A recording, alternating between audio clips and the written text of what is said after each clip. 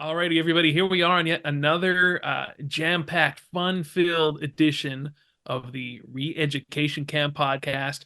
My name is Colin Miller, being joined alongside by the incomparable, the lovely, the talented, the intelligent Ms. Karen O'Toole of the O'Toole clan. And I was just about to say, Karen, you know what I could really go for? It's been such a long time. I haven't found like a good old-fashioned greasy diner yet where I Mm. live here in Florida. Like I truly don't even know if one exists within close proximity. But it's been such a long time since I had like a good greasy diner burger with a side of fries and fries that aren't cooked in seed oils, by the way. Fry like old-fashioned diner fries cooked in In beef lard. towel. Beef, yeah, Yes. yeah, Yeah. lard. And a nice, just like a nice thick vanilla milkshake with a cherry on top. That is kind of what I'm craving right now. And I just wanted to share that with you because I thought it might be of some relevance to something. To something.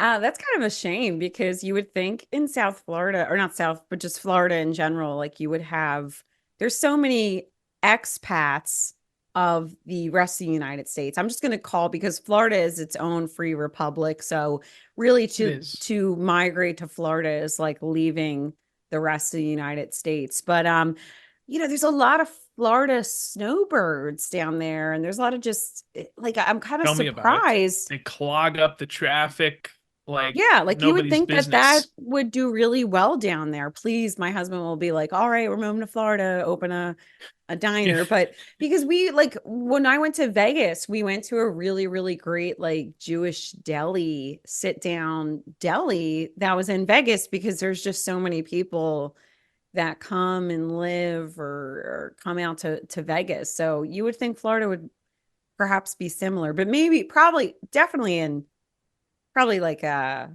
Miami area. I'm sure there's got some Yeah, great and diners. Yeah. that's pretty far south Yeah. from where I'm Yeah. located right now. But yeah, I'm just craving like a nice, authentic diner experience. You know what scene always makes me sad in a movie? The scene, you've never seen Back to the Future, have you? Yes, I've seen Back to the You Future. Yeah. have? The like Somebody told Pop's me they didn't Diner. see Is it that. Pop's Diner? And Yeah, whatever the diner is in Back to the Future, when they enter that diner, I'm just like, oh my God, could you imagine like back in the day, back in those days in 1955, the kids would go to the diner or the drugstore, I imagine, because you yeah. can pop Yeah. into the drugstore for like a cold sarsaparilla, and you'd be sitting there with your paper, and I really feel like that's missing from our modern day society. You're so right though. Like I do feel like it's really hard for like kids to have something like that or like I always loved a good diner. Like back growing up, my grandfather used to take us to this place called the Beehive. And it was I'm like picturing that hairdo from he back in the would, day. yes, he would literally go there and he would put a banana in his pocket. Like he would wear like a button-down shirt with a pocket, and he would put a banana in his pocket and a pack of raisins. And he would go there. He was This so is the cool. greatest. And he would order oatmeal and just have oatmeal at the diner and hang out with people. And he would take us and you would get something. I mean, that was to this day, like to me, like my husband and I will go out sometimes with my in-laws and maybe we're like going to Costco or something. And like I'm always secretly manifesting that they will ask us to go out to eat too. Just like on a random like Saturday or something. And um, like to me, like that's the greatest joy. And my husband will be like, "Oh, we really got to get home." And I'm like, I give him like the eyes, like, "What? What are you?" Because to me, like the greatest joy and the greatest expression of love is just like going out to lunch. You know what I mean? Like that's Yeah, I and guess you yeah, could like say it's that. so fun. Like or like I guess we would go to lunch because there's no way in hell. I mean, I don't know because he was going out for oatmeal, but I'm sure it was usually like we would get like a lunch. But to me, that was just so much fun. And like that's like when I think about like what I would want out of life, like Yeah, would it there would be be to much just more than be that? available like on a Tuesday at like 11 a.m. and just be like, hey, do you want to go do you want to go to the diner? And we would just go. Like that would be Right. that's like my idea. And you know, it's funny now that I say it, my husband has like a similar experience in his childhood. I don't know that he ever went, but his grandfather would go to Libby's every Friday with his retired friends, and they would just go to Libby's on a Friday. Like, what a great life. Like, we'll probably never get to experience that because no one is going to be able to retire, according No. to Ben Shapiro. But No, you should like work until you yeah, like drop dead. yeah, like I mean, but really, like we're probably never going to be able to retire the way things are headed. So but really like that to me is like that is the best version of life. Like you need people that are just available at 11 a.m. on Tuesday. They're not working, they have nowhere to be, they have no commitments. And That's that's the really life. living. That is living to me, in my own personal And what's wrong with opinion. that? Yeah. What's Yeah. wrong with just wanting to wake up at your leisure and grind your coffee beans, have a little cup of coffee. Yeah. Um, by the way, I have a very important coffee update in my life. I think you knew this about me. I have always been a black coffee guy, Okay. like as in no Yeah, I know you like black cream, coffee. Yeah. no sugar, anything like that. I recently started adding a bit of whole milk, and not half and Hmm. half, just like regular whole Yeah. milk. And I read somewhere online that that's like what all the professional baristas use. They use whole milk. So I've been enjoying that, and I think it's a significant update in my life because I've drank my coffee black since I was drinking coffee, I don't know, 19 maybe.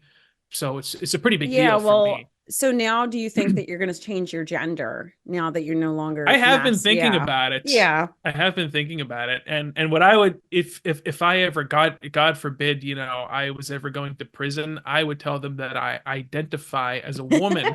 So they would put me in a woman's prison, and I'd probably have like a good shot of getting in some sort of relationship there, Yeah. I would imagine. You know what I mean? Like better than I have now, honestly, because at least I'd be in like a community, Yeah. and I tend to get along better with women in general anyway. So I that feel like maybe this is a good idea. Yeah. Like I just wanted to say that like I feel like drinking black coffee is like the ultimate like masculine move. So I just imagine that like getting some of the, and you're probably getting some kind of crazy hormones mixed in with the whole milk if you're not getting like, some, if it's like ultra pasteurized. So I just imagine that like that the likely next step is that you start like identifying as they them now that you're adding milk. But I this is a turn of events. Like maybe you're right though. Like maybe getting imprisoned and being put in a female all women yeah. prison is the next step for you. Like Yeah, that's the next identifying move. as a woman, That's the right being move. put into Yeah. female prison, and then Yeah. I'd have Yeah. some sense of community, at least. Yes. Yeah. But that kind of I just that imagine leads you into like, our yeah, our start a our conversation. overarching topic here Yeah. about kids these days, Yeah. being off of social media, off their phones, gathered together Yeah. and all kind of united under a similar cause, very very Wall Street, Occupy Wall Street-esque. Of course, we're referring to the coordinated protests going around various college universities regarding the whole Israel Palestine conflict. And I feel like we're here not to so much analyze the conflict or necessarily take any Yeah. side, but just to talk about how nice it is that Yeah. kids, again, they're off social media, they're out and Yeah. about, gathered together, communicating with each other. I mean, isn't this what more conservative people have always been preaching? How that was kind of missing from our society. So I'm just saying, maybe, you have to try and find some positives Yeah, here. lighten up on the kids. The kids are For all real. right.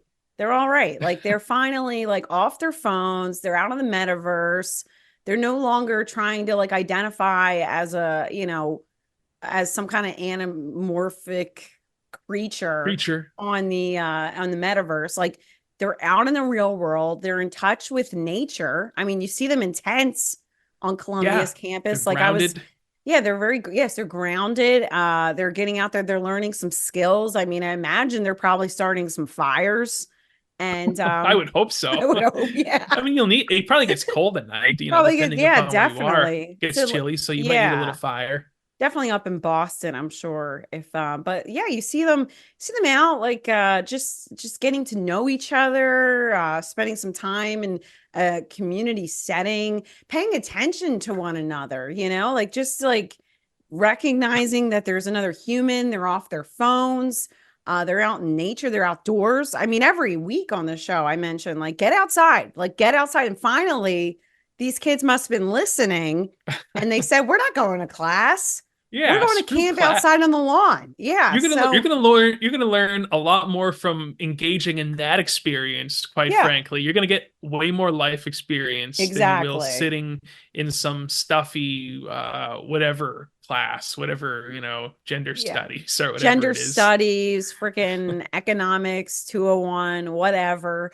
But yeah, like you see these kids. I mean, also like they're getting in touch with like their creative side. Like they're not making AI art. They're making these fantastic signs that we're seeing. We're seeing Right. this incredible artwork that they are put on display. Like they're learning some soft skills, like how to coordinate with each other, how to manage In all one seriousness, another, it is like the coordination communication. of it Yeah. is pretty impressive. Like you Yes, yeah. have I to mean, yeah. Well, there's some Soros dollars there, but like you're That's the also one thing about the learning. left. They're very good at that's why they succeed so much, Can we honestly, just is talk because about I mean, go ahead. Like, can we just talk about how aesthetically pleasing the left is versus the right? in what Like, regard? not in regards of good looking. I mean, like as far as like aesthetically, not like as human beings. I don't want to get into that.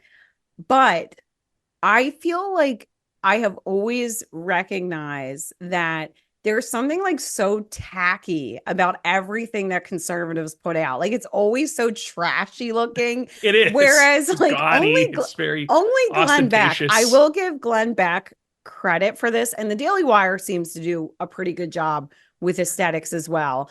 But outside of that, like the conservative movement has always been so like it's just always tacky. Like compare that to like look at like Obama. You look at like Obama's campaign from 2008 and so much of what the Very Obama sleek, came, very yes, very polished, sleek, very aesthetically polished. pleasing. Even like Bernie Sanders.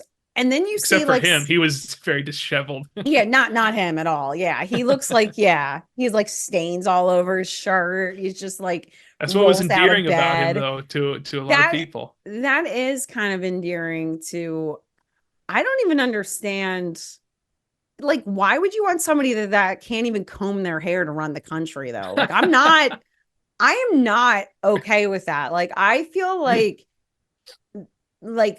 I'm sorry this might sound very like upsetting to some people, but I'm already upset. I I believe or my understanding is like how you do all things is how you do like how you do some things is how you do all things. So it's like if you can't even comb your hair, like how can we give you any power? Like how are you going to run? That's an interesting theory. Yeah.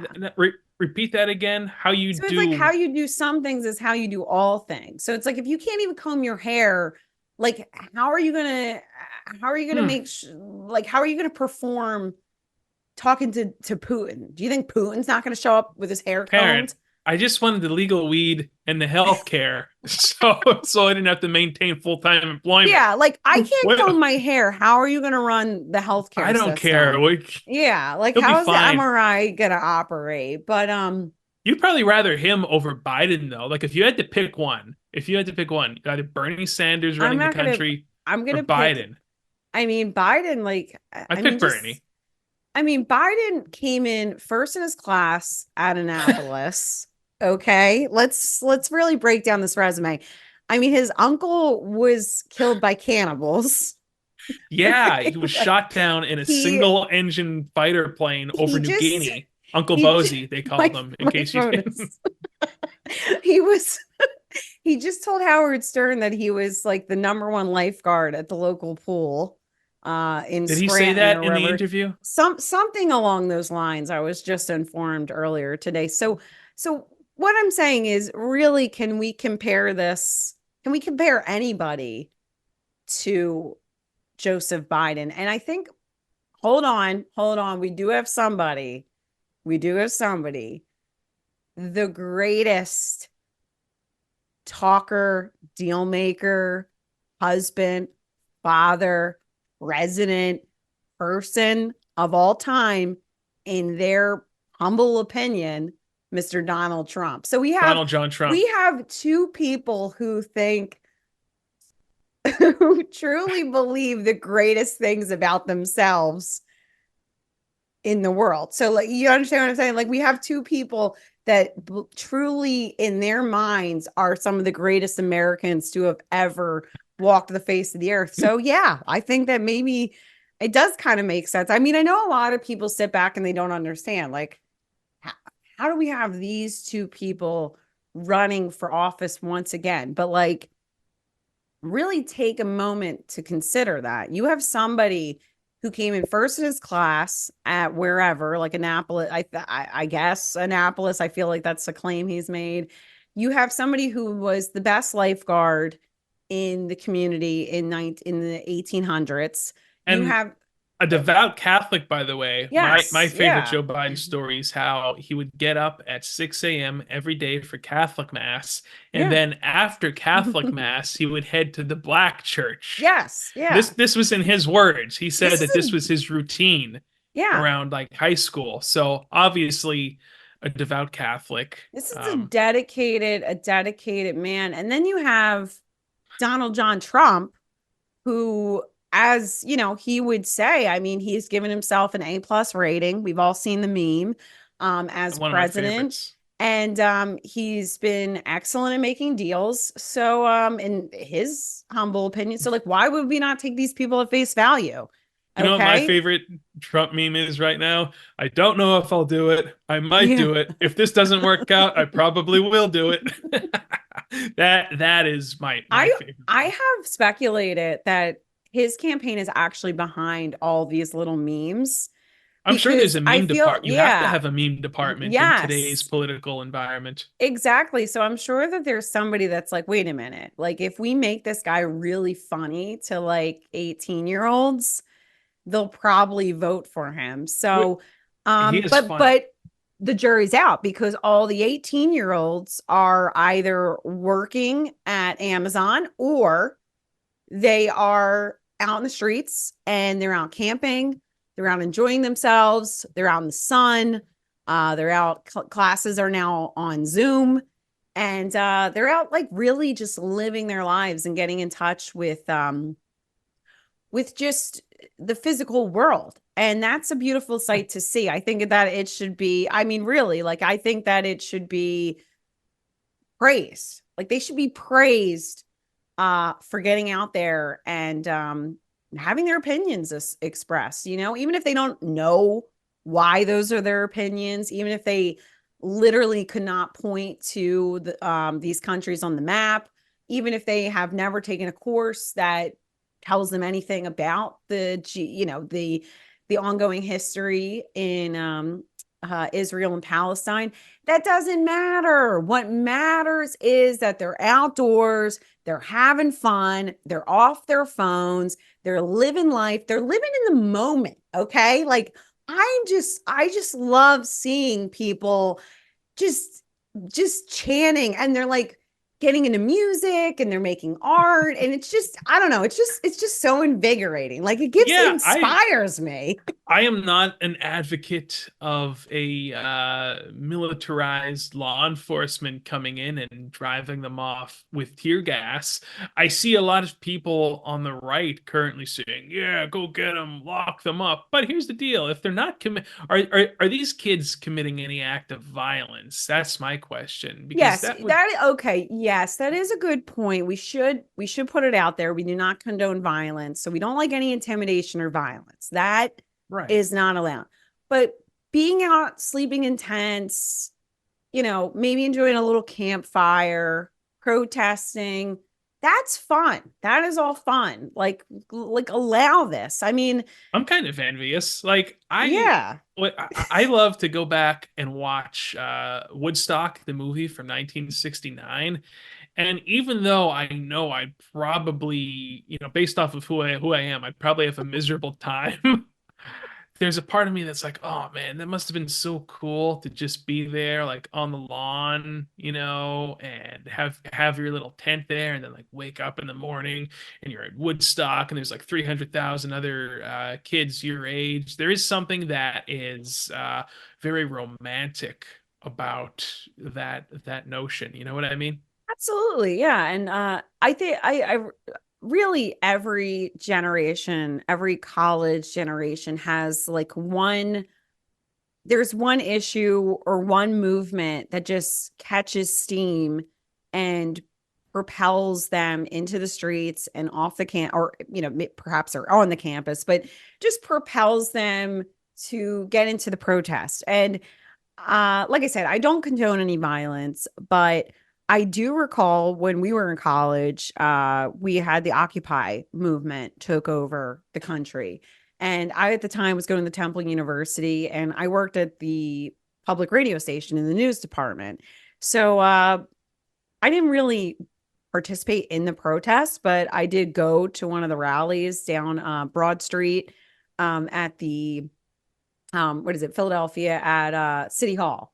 There were a whole Yeah. bunch of tents. And the one night I decided to just like hop on the train and go down and just check it out. And I brought my camera and I took a bunch of pictures and just like listened and just wanted to hear what they had to say and found it See, I was not very interesting. politically savvy back then when that Yeah. was going on, truth be told. So I didn't, at the time, I really didn't understand what it was all What was about. going on. But Wow, really? That surprises yeah, me. Well, I would say I was more politically savvy, and the older I get, the less I care. The more I actually understand that it literally does not matter. the more So, I'm dug in, Karen, the older I yeah. get, the more fired up I get. I do meet people that are like that, but like the older I get, the less I literally care more, the less by day I care even less. But at the time I really wasn't, I didn't feel one way or the other. I just was more interested in seeing what was going on. I just wanted to, being a newsy person, not just newsy in the sense of like, of course I'm very newsy. I am a very, very newsy person, but I also just, like I said, more about current events. So I went and I do my biggest takeaway from that event, right? Was there was this guy who spoke, and I'd love to reconnect with this individual because I would love to hear the post story about what happened after this. So She he going gets up lost in the, connections on Craigslist. oh, I would love to find him because he got on the microphone and he said that he was ordering food. He was like ordering all this food for all the protesters and everybody that was camping out, right? And he said that he put it on his credit card, right? And that he was not going to pay it. And he was going to just suck it to Chase and JP Morgan, Yeah. Manhattan. And I just always think back to that and wonder, like, dang, like how much money did he put on that credit card? And like, how much did he have to pay? I mean, how many people were Yeah. there and what was he There was a ordering? lot of people. There was probably about at least 1,000 to like 3,000 people there. And I don't know how much food. I feel like he put on at least, I feel like he was saying like $10,000 worth of food that he was charging to his credit card because he wasn't going to have to pay it. And It's a write-off. yeah, just, They just yes. write it off. So I always think back to that moment and just wonder like, I wonder how much money he actually like whatever transpired. Did somebody like help him out? Did he go bankrupt? Like how much How, money did he end up charging? And how yeah, did so how did the Occupy protests? I can't even remember at what point they died off. I imagine that they ran the kids off with dogs and tear gas and pepper spray. Isn't that what ultimately happened? Gosh, I don't even recall. I don't even remember exactly Yeah, what. like how did this Eventually, end? it just like I thought it just kind of dissipated eventually. I'm sure they brought in Yeah, I really some don't. cops. They That's they why, always do. yeah, that's why I was like really upset at first when they were kind of like trying to dox these kids that were protesting right after right after October 7th, because I just thought to Oh, myself, like, come on, yeah, come these on. kids don't think that they're co-signing terrorism. Like they don't understand.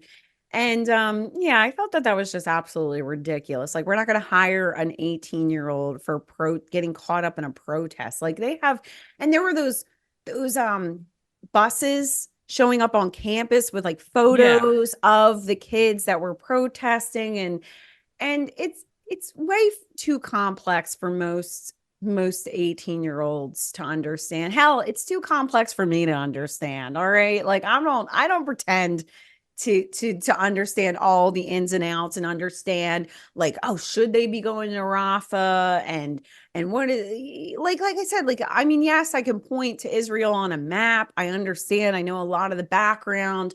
I have my own opinions. I'm not going to share them today. um And that's but almost not even what this podcast it's is not really about, we're about, not here to get like angry. analyzing Yeah. Yeah, the we're here. situation Yeah, and, no. But my point was that we can't be, sitting there and acting like these 18-year-olds completely understand.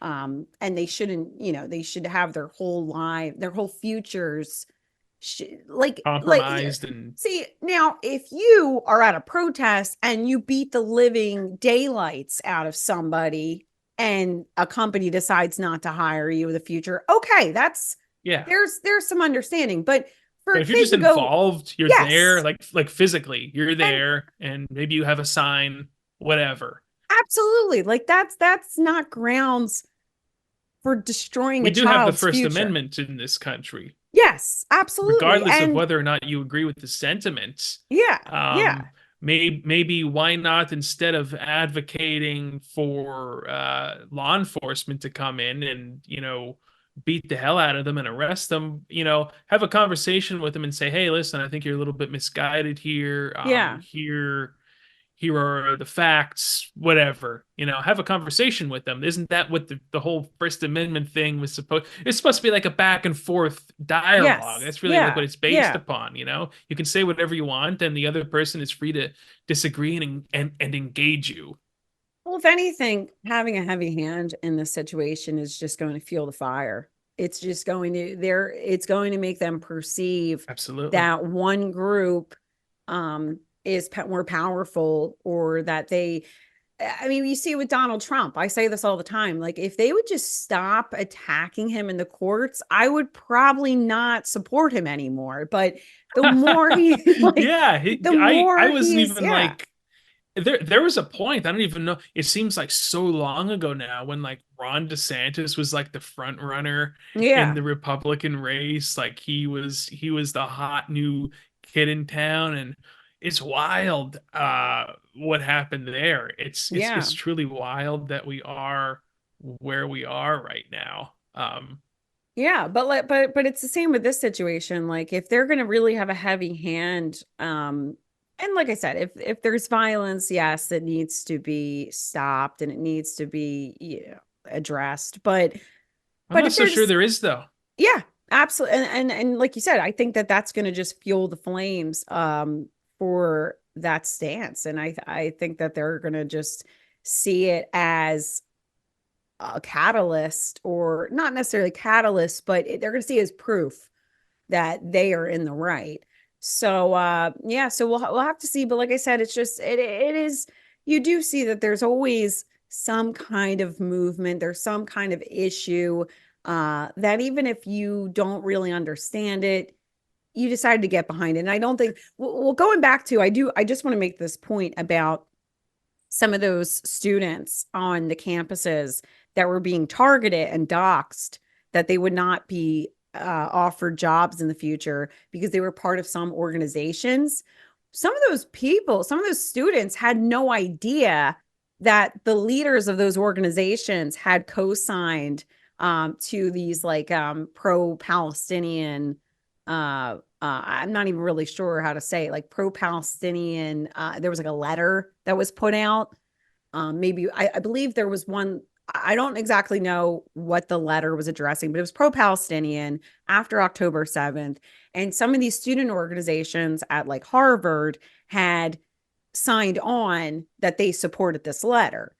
But now imagine you're part of middle, I took Arabic my freshman year of college, and I would go to these like coffee talks and talk to these kids from Saudi Arabia that were in Alabama for some reason. They were weird. You should have kept up with that, I should honestly, I with the really Arabic. should have Man. kept up with it. I'm really a failure. But and here we are. I should have kept up with Spanish.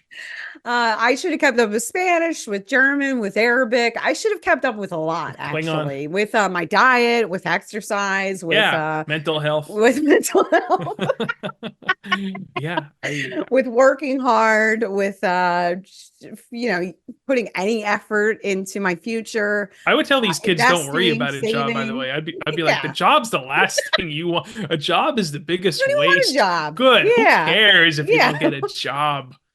This is a Start something blessing on your own. in disguise. Uh, but anyway, so imagine like I was in this Arabic group, and the president of the Arabic group signed on to this letter. Well, like I had nothing to do with that decision. And now I'm not going to get a job at Goldman Sachs. Like, well, this is ridiculous, So I'm not really saying Goldman Sachs was one of them, but it sounds like somebody that was probably involved. But yeah, so I just think like this is just what happens. This is what happens. These kids probably have no idea what's really taking place or what's going on. And that's not sure the there's point. some of them who Oh, yeah, could some of them articulate, definitely. Yes. quite Yeah. clearly why they're there and give you a synopsis of Yes. the whole conflict. But yeah, I mean, I feel like these some of these other kids who are just, there because it's the current thing. It's like the people who are articulates and knowledgeable about the subject, they should kind of be a little bit angry at them because Yes, they are now the it's ones cool. who are taking away any credence from this whole protest. So I'm just saying. Yeah, you know what? You're absolutely right about that. You know that there's definitely some students there right now, like some 19-year-old Palestinian kid who was there from the beginning, was there on October 7th, and he's looking around like, yeah, you don't even know why you're you don't here. even know, yeah, you're you just it's the basic current bitch. thing. Yeah. So like some chicks walking around her Uggs and her Starbucks or whatever kids do nowadays, and she got her Starbucks latte and no, oat milk. And she's like, free Palestine from the river to the sea. Right. And the person's like, I was here before this was cool. Yeah, like, bitch, what do you even tell me what you mean by any of that? Give me a synopsis of this whole thing. You can't. Yeah. So that there's like some people sitting there like, ugh, like, why are these filthy even here? Because you all get into that. It's like when you're into the band before it's cool, or you're into the show, like there's something about it. Like I remember when I first started listening to Tim Dillon, and then like all of a sudden, like now I like see people, I'm like, you don't even know. You weren't there from. And there's people that probably look at me because I came on probably at a later point, and they're probably like, you're not even a real fan. You know what I'm saying? Like, so yeah, so you just got to be like, you're not even a real fan of Palestine, Like, you don't even know the hits. Yeah, exactly. You only know. Yeah, you don't even know the hits. You only know the top 3 songs on Spotify. Yeah, you just know the latest. Yeah. You don't even know the Intifada. Okay, like you don't even understand what we're trying to do here. What's it all about? Like you just, so you just know the slogans. You just know from the river to the sea.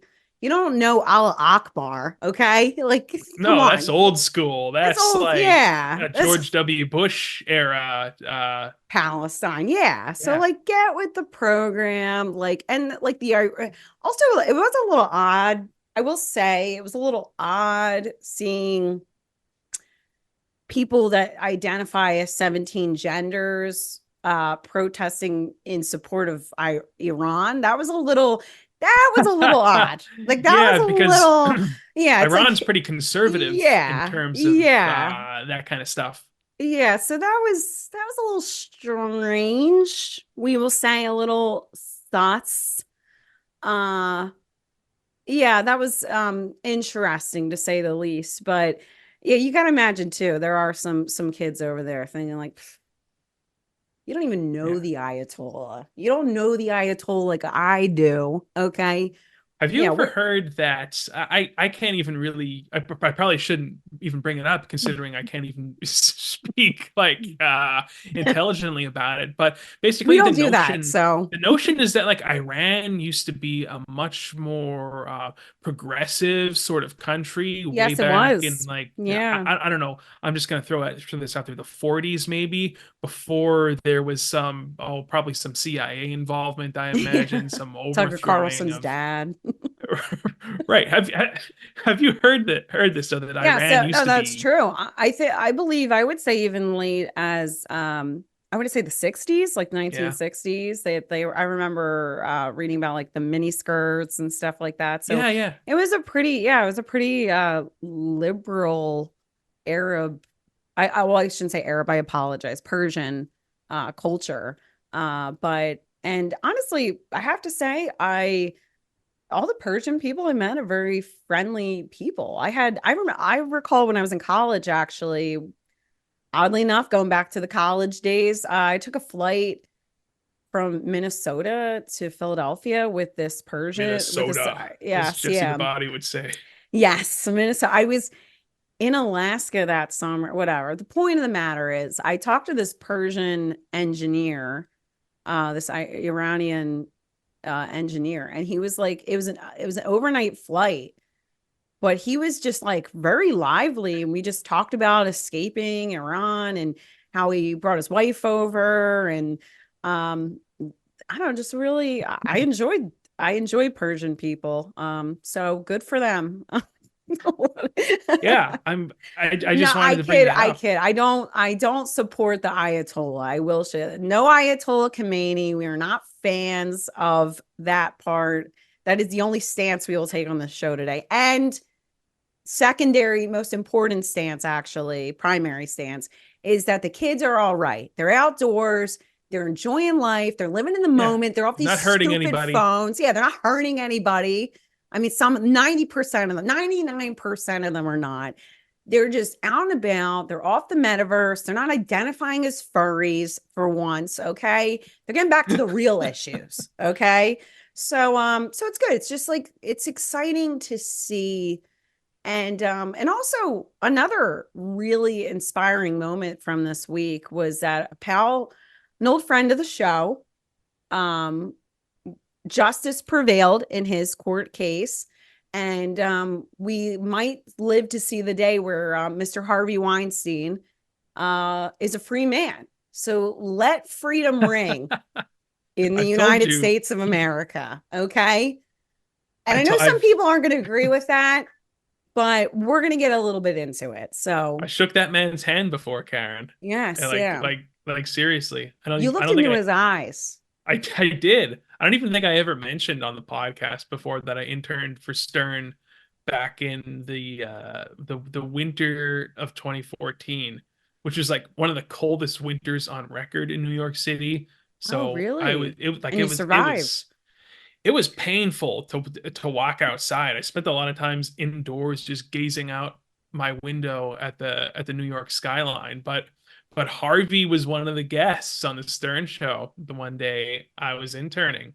And we would have to fill out we one of the things that the interns would do is they would have the guests sign a release form.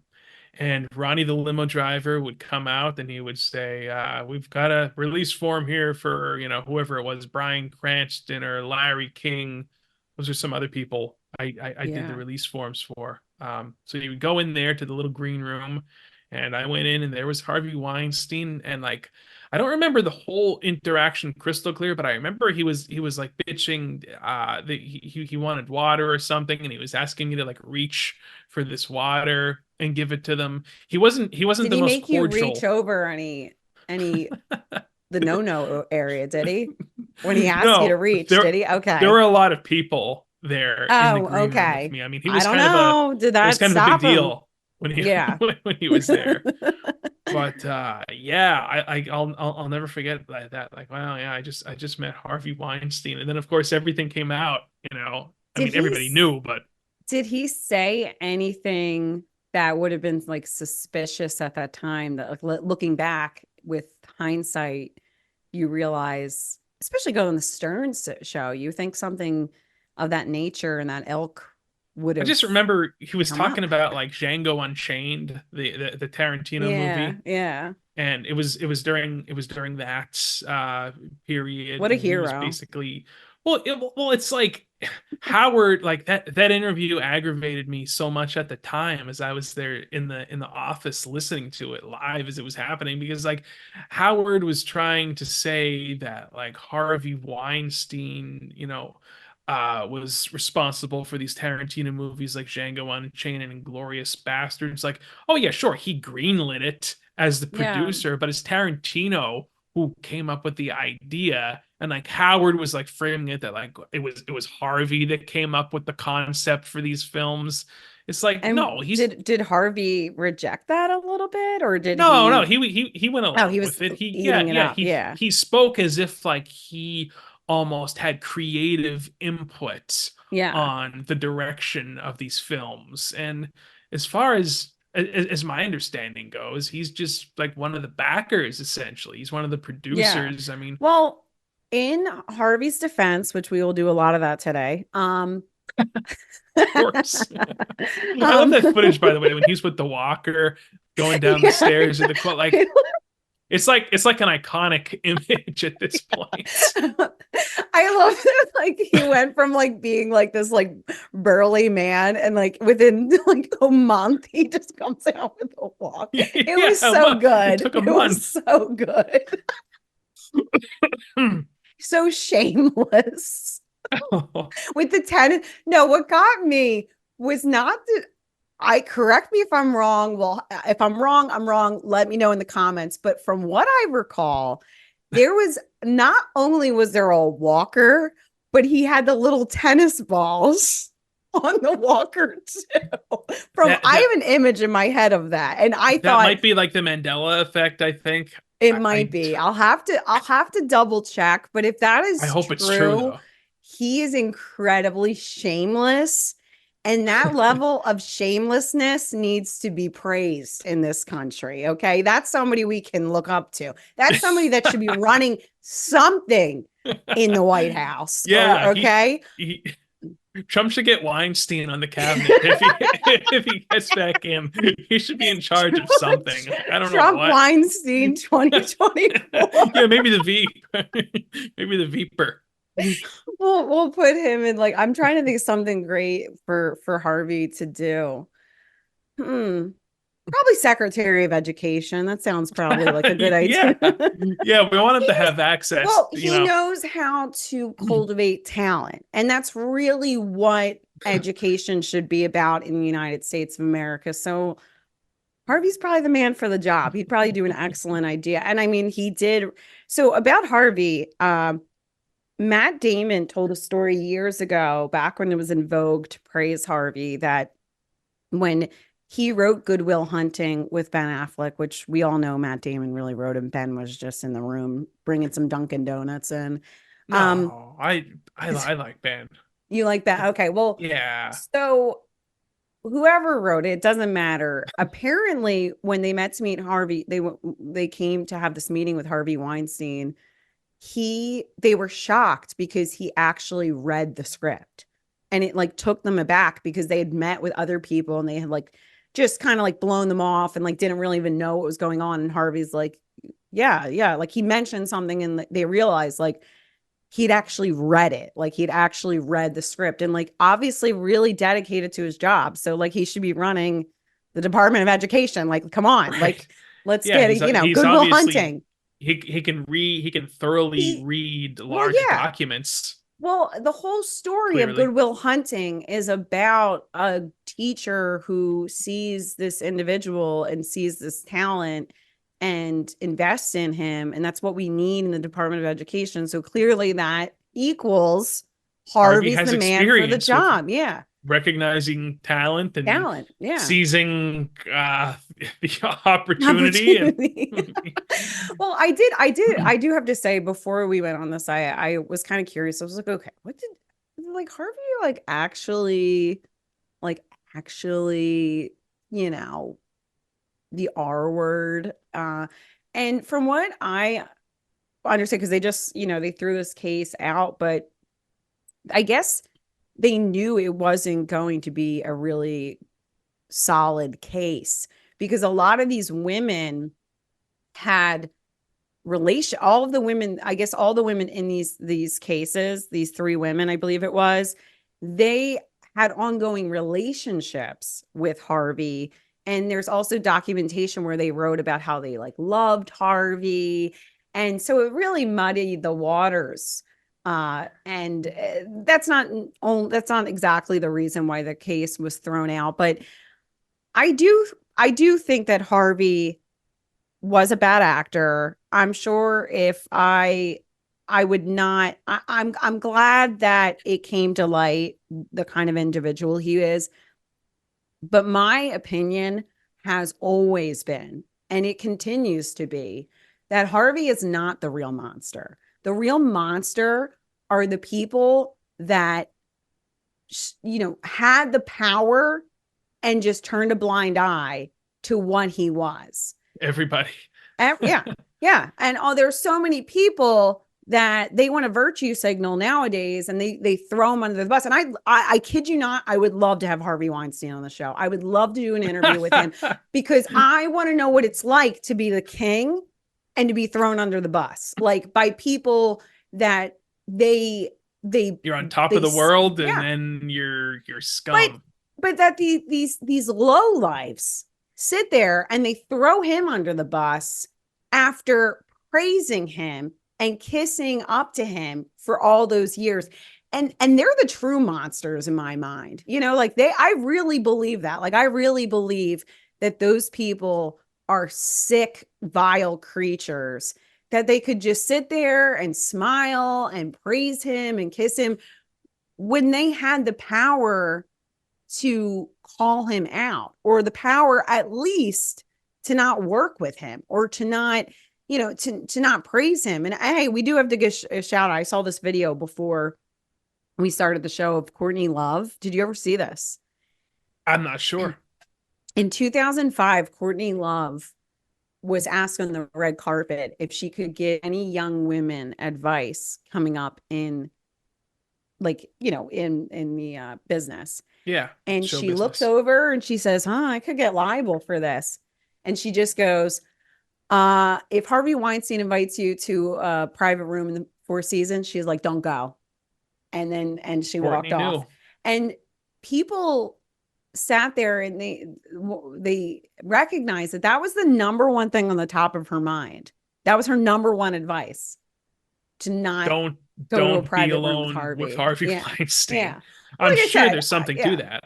Yeah, but I would just love to hear like an honest conversation with Harvey Weinstein about what that's like, because he was really like the king. He was the king. And now you see all these lowlives like turn around and I guess yeah, he's horrible. Me too. Like, come on, like, you're scum. Like, just shut your mouths. Like, that's really how I feel about it. Like, if you sat there and kissed up to him, like, just shut your mouth. Like, please. And everybody kissed it. Like Oprah, of course, was friends with Harvey. I was just watching a clip the other day of Michelle Obama. Well, she was safe. Oprah was safe. Let's be real. Okay. Like, she probably had no idea. I was watching a clip of Michelle Obama praise Harvey Weinstein for putting together whatever function this was they were speaking at. So he was very prominent in those circles, shall we say. Absolutely. Yeah, it's interesting to see. And really, my advice for people, like, I really, like I said, I do feel and I empathize with the people that were victimized, because I understand Harvey was a powerful person. So I don't like that people victim blame and they say that, well, the victims were complicit in this. I understand I like a little victim there's, blaming. You yeah, like kind a of knew little what you victim. you kind of knew. At this, but I think I do Joking. believe people need to understand that you can achieve what you want to achieve without compromising your morals and without compromising what you know to be right. And there is a way to overcome that, and you will succeed. And if you don't, you're better off, because being able to live with yourself at the end of the day and look at yourself in the mirror and know that you made the right decisions is better than being, than winning an Emmy award or winning Right. whatever it is in your field. And like I said, I think the pendulum swang a little bit too far with the whole Me Too thing to the one side, but I do, but also too, there's a lot of abuse of power that takes place. I know you're sitting there thinking like, but really, like, I mean, it probably was worth it for like Jennifer Lawrence, like she never has to work again. So I mean, it was She probably worth it to sit there while Harvey bathed himself and doesn't it feel like she used to be such a huge mega star, especially during the Hunger Games period. well, the And now kingmaker's gone. The king is gone. where is Yeah. she now? You know what I mean? Like even Silver Linings Playbook. Have you ever seen that movie? Yeah. Yeah. Bradley Cooper. Yeah. I really that's probably one of my favorite movies of the 2010s. I guess that's what you would call that decade Yeah. now. I thought she was great in that, but it feels like her star has really fallen over these past years. But the thing that was on my mind actually, and if anybody has access to this audio, please let me know in the comments below. After everything came out about Harvey, of course, Howard Stern threw him under the bus right Yeah. away. One of the And monsters. and he made this great parody song. So it was Baby It's Cold Outside, but the male voice was Harvey Weinstein. It was this leaked clip of Harvey Weinstein that this actress leaked to the press of him trying to convince her to come into the hotel room. Like, Yeah. don't do this to me. Just come in here. I just want you to come in here. Like that was the male voice in Baby It's Cold Outside. Yeah. So it was, the I whole can't thing was find it just, anywhere. I can't that's find the crazy. You audio can't find it anywhere. any, they must have No. had it. Yeah. So if you Just have access to this, please post in the somebody's got comments it. below. I actually have somebody I know who might be able to get it. I'm serious. Like he's a Stern fan too. So, but yeah, like I said, I think we've recognized that it's good that people are getting off their phones, they're getting out in life. Harvey's getting out. I mean, things are, hopefully Trump is getting out. I mean, things are just turning around in this country. But I did want to say about the kids. We were talking about like the kids going outside and getting off their phones, and I realized we had this conversation, and we have this conversation every week about not wanting to work. That's pretty much, we're an anti-work show. That's what we should be posting. Yeah, that should be, well, that should be an option. Like when you're on, they're like, are you about sports? No, we're not really about sports. Like, are you about politics? Not really. We're about anti-work. Like that's really, Right. that should be the Where's the category. anti-work checkbox? Because you have to check off, you have to add a category. Like when I post on Twitter, like Yeah. I'm usually like, okay, politics, I guess, just because like we're talking about political figures. But that should absolutely be a category, like anti-work. Anti-work. Yeah. That's our main message here. We were talking about how a lot of people like the Gen Z, the Zoomers, as they call them. I reject that. I hate that word. We'll just call it we'll stick with Gen Z.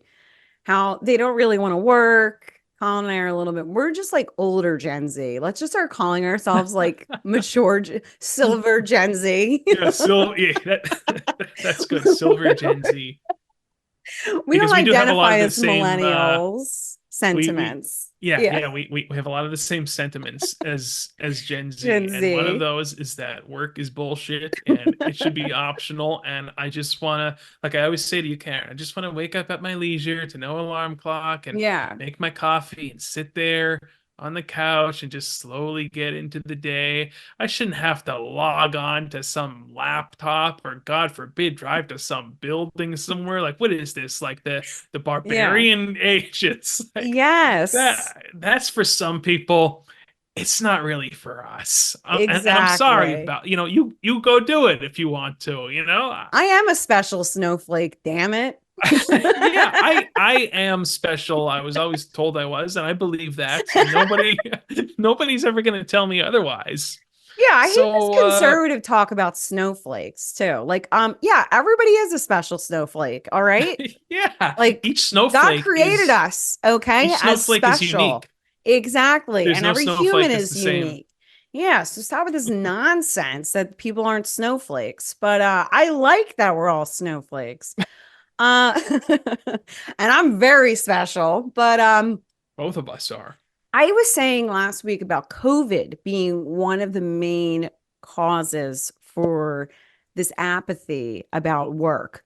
But I want to posit another theory here today. And I believe that it is one that many people will identify with. And I believe that really one of the reasons why we have this sentiment about I should just be able to travel and just go to get coffee at the coffee shop and just go for Paint, walks and play paint. music, And it's really all derives from social media because I sat back and I want everybody to do this thought experiment when you get off, when you stop listening to this podcast, because this is I want to be an encouraging podcast that gets you in touch with your feelings or whatever. No, I want people to do a thought experiment. Think about the people you actually know in your life. Do you know anyone that is independently wealthy or wealthy? We won't say independently wealthy. We'll just say wealthy. I don't even really know what that means. That is wealthy and all they do all day is pursue their creative endeavors and post on Instagram and meet up with their friends and have a beautiful home and money in the bank and et cetera, whatever you see online, this fantasy life that you see on Instagram and on TikTok.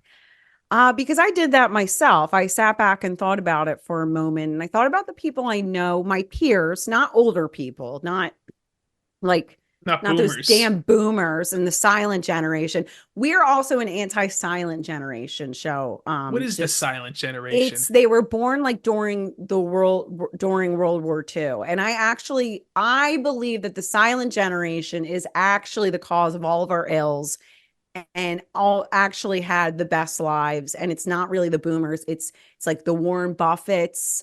It's I'm trying to think of some I don't know I have everybody's to look birth this dates, up now. but I have to yes. see what year It's like this. 1939 to like 1945 is like the silent generation. And they pretty much got unscathed from everything. They had the best economy. They had it all and they've destroyed it everything. So the range of birth years ascribed to the silent generation vary slightly according to generalization scheme employed, beginning with either 1925, 28, or 29, and ending with either 42 or 45. Okay, so let's just say from like 1925, like mid 1920s to the end of World War II. Yeah. Let's say that. It's pretty much like Warren Buffett is such a good example. Like, I did nothing but just save money and I'm a gazillionaire. You know what I mean? Like I didn't go to war. I didn't fight the Nazis. I didn't go to Vietnam. I didn't really, I just lived a good life. Like I kid. Nobody's lived a perfect life except for Warren The, Buffett, maybe. the Who 40s must have been kind of like I feel like early 40s or no, just like the whole decade in general. I feel like that is an era that should be a little more romanticized, I think. Because it's always Yeah. the 50s that's romanticized. Yeah. Like the 40s seemed like a nice meaty era to be Yeah. to be Yeah. living life. And I don't Well, know. like Maybe I'm wrong. if you were so young during World War II, like you don't really recall what had happened. It was started to get pretty good right after that. So nobody we can have a conversation about that, how a lot of that is just there's a lot of whitewashing that occurs for that period of time too. But more importantly, I did this thought experiment, and I can't, all of the people I know that are above average in means, they work. They actually work. They aren't Yeah. on social media. They're not meeting up for with people for coffee. They don't, they all seem really stressed out. Many of them are like overweight, they make a lot of money, but I realize that I don't know anyone that lives a life like that. And Neither do I, truth be yeah, told. yeah. So I really do feel, and unless you know an influencer, which perhaps you do, we only see a slither of what their lives really are. So, or these content creators. So I think you really should sit back and do this thought experiment. Think about the peers that you know in your real life, people you work with, maybe people you went to school with, family, friends, your cousins, your relatives, Even like and your really, boss at work, like yeah, yeah, they all look pretty stressed out, generally speaking, and obviously they're still working. So the yes, amount of people who you know in in your life that like just don't, you yeah. know, they're young, they're in good health, and they don't have to work. I mean, it's pretty And they're much traveling to non-existent. Ibiza for a whole month. Like I don't know Yeah, anybody like that. me neither. So yeah, and I have been not I've been going on Instagram and Facebook like once a week just to like check in and then like check out. Um and I went on Instagram like maybe like Wednesday night for some reason, and I scrolled past and there was like this, I don't even recall what the point of the video was, but I saw like this house and I saw like the doors and the molding, and I thought to myself, I took a moment and thought, I've been on Instagram for 2 minutes and I already feel so inadequate about my home, about my life, about my choices. And it took By 2 design. minutes by design. So, my encouragement this week for anyone listening is to really take some time to think about the people that you actually know in your lives. Are they really, is anybody really living this influencer fake life where they don't have a 9 to 5 or they don't work or they don't run a business? And even the people you do, I do know the people I know that are above average of means do own or run businesses, but it's a lot of work. It's work. It's not like this magic hustle bro life where you're all Gary V and you just like hang out with other rich people on boats. Like that's not what it's like at all. So I I don't want just to hang out with encourage people. anybody though. I, Yeah. like I still just mainly Right. want to be But by you understand myself. what I'm saying. Like, I don't know anyone that lives this influencer life. And I really truly believe that this discontentment or this desire not to work. Now, I do feel like part of the reason why these young people feel this way too is there is there's some there's some benefits to being dissatisfied with your work as well, That's where a lot because of change can stem from. a A lot of feeling of change, a lot of dissatisfaction. change. Well, yes, a lot of change can come from that, but also we were not put on this earth to work 9 to 5 jobs. Like that's not why you were here. And you are more than just your occupation. And the problem is that in the United States, we have made our occupations our Our identity. identities.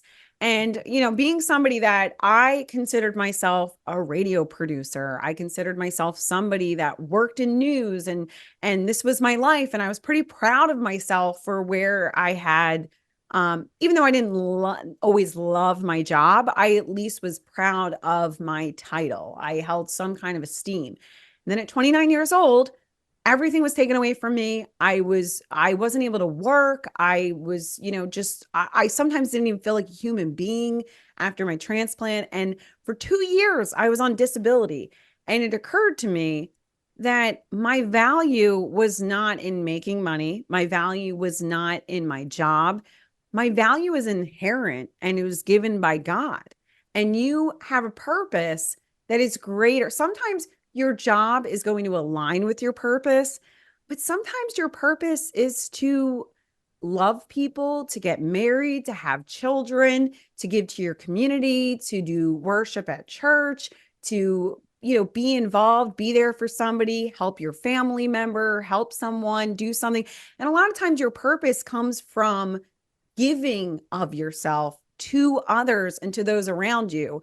But we've gotten this message that our entire value comes from our occupation and comes from the amount of money we make and what we can get for ourselves and what's in it How for much us. how much shit from China can you fill Can your you? home with? Yes, How much exactly. shit off of Amazon from China can you pack into your home? Absolutely. And I've shared this story before, and I don't know that I've shared it on the show, but I had to get surgery. I don't know if it was my transplant surgery or another major surgery I went into. Oh, And quit your bragging. when you get when you get these surgeries, you have to strip down to nothing, right? And there was a moment where the nurse that was preparing me for surgery before I went under, before the anesthesiologist comes in, and they said, "Well, can you remove your wedding ring?" And I removed my wedding ring and I'm sitting in this like gown. They put you in this like warming gown. It's like a throwaway gown. It's not like the cloth ones. And it has like a tube behind it and they actually heat it. Like it keeps you warm. How luxurious. Yes. So I take off my ring and I'm sitting there in this stretcher and I think to myself, I there's that scripture, from dust ye came and dust ye shall return. And I thought to myself, I had a moment, and as I took my ring off, I just sat there in my nakedness on the stretcher, ready to go into the surgery that I was very afraid of. And it occurred to me that, like, we're not our cars. We're not the car you drive. You're not the house you live in. You're not some lawyer. You're not whatever this title is. You're not the things you own. You are who your soul is. You are who your spirit is. You are And an what that, infinite soul yes. And what currently that, inhabiting this it, body and having this exactly. human experience at this Yes. moment. And all those things can be taken away from you. But as Viktor Frankl wrote, you still get to choose your attitude. You still get to choose how you interact with others. And really, who you are to others is who you are, in a sense. So like I said, I think that there is this there is good that will come out of this apathy, because I think that the younger people are realizing, like, okay, I'm not just so much of our parents gave so much of their lives to institutions. Maybe it was IBM or Microsoft or something, or it was the union, Any or it corporation was, you can think yeah, of, or not really. even just a, You're yeah, well, you had your company men, you're a company man, and even the churches. Uh, there's just so many different examples. I mean, even the government, like, even look at the government. You give yourself, if you really are an earnest person who devotes yourself to making a difference and being a public servant, and you just see all this do those exist? corruption. Yeah, I hard to believe, but I'm saying we saw our elders give themselves and devote themselves and sacrifice themselves to these institutions that have left them bankrupt. I mean, I think about people I know that worked for companies, their parent may have retired from that company, and then they got a severance package at 40 years old. Like, see you later, bye. We're closing up. We're moving to China. We're moving overseas. We can't afford to pay you a salary anymore. Or you see people that give themselves to the church, and then the church preys upon their children. And I think that this is a good thing, because I think people need to be disillusioned. They need to be disillusioned to see, to get back to the real truth of the matter, and I think especially of the church, the church has become so much about ritual. It's become about lights. It's become about all this nonsense. And Pomp and I'm not talking circumstance. about the Catholic Church per se. I'm also talking about the evangelical church has become, it's a light show, and they've got this and that There's and these fireworks, there's a fog stadiums, and it's machine. it's it's disgusting. You know what I mean? It's grotesque. And it really makes me think of Jesus and the money changers, Yeah, would he when he have came came in with in. the rope? Yes, yeah, yeah. So I think it's good. I think it's a good thing that we see this disillusionment with the corporations, with this 9 to 5 work schedule, because you are more than all of those things, and you were created for a purpose, and life should be about finding that person. And hey, it's okay to work a job and then come home and be a good provider to your children, or to be a good spouse, or to make money, go to your job and give back to the community. So I think that people just we need to be, but maybe that comes with schedules changing so that we can have community. We need community. We Shave need off a real. day of the work week. Yeah. What's your standard work week? Five days a week, 40 hours a week. And Yeah. for most people, first of all, for a full work day is not just 8 hours. It's rarely just an 8 hour day. Even Endeavor. yeah, even if you work remotely, you're still there's an extra half hour added on because they're not going to pay you for your little lunch. Yeah. If you're commuting, let's say Yeah. like an hour in the morning, an hour to get there in some cases, then, the commute back home. I mean, think of how much of your time is devoted to a company so you can get fiat currency transferred into your account to buy Yeah. to buy more shit. And that's not even taking into consideration how many people get calls, text, emails Oh, from their place of that's another employment or thing. from their boss You're outside of tethered. working hours. You're tethered 24/7. And that there is something to be said of that. And I know in California they're trying to pass a law. It's like the right to disconnect. Um, Are but they really? yeah, they are trying to pass a law. And I'm sure a lot of that breeds out of those industries that are in California. But so many people, I for one, I remember thinking, like, when I was coming back from, getting back in the workforce again, and I was like, I just don't want a job where I'm on call 24/7. It's like this like chronic stress that you are always under, because you never know when you're going to get a call or text. I mean, we could get into that in another show, because we have to take some Yeah. time for one of the most important moments of the week, My favorite where moment of the week, my favorite part of the I show. mean, really the most important moment of the week. Sorry, I went on a lot of, sorry, I feel like I got a little preachy today. I do apologize. Well, Don't take, that'll happen sometime, from time to yes, time, depending upon the topic that we're on. That yes. could happen, especially with you. I You've got feel, a lot yeah. to say. You're like, oh my God, she never shuts up. No, Well, never. I just, like I said, I just want people to feel encouraged. I want people to come away and really, I feel I encouraged. don't want people to be outraged when they tune in. I want people to be encouraged. I want people to feel inspired. I want them to be inspired by all of those people that are out there right now in their tents, making artwork on their signs, doing chants, being resourceful on Columbia's campus. So today we have the most important horoscope of our time, as we are now in moving towards the age of Aquarius. From what I understand, I heard about that this week. Uh, we're not quite in the age of Aquarius yet. We're turning towards it.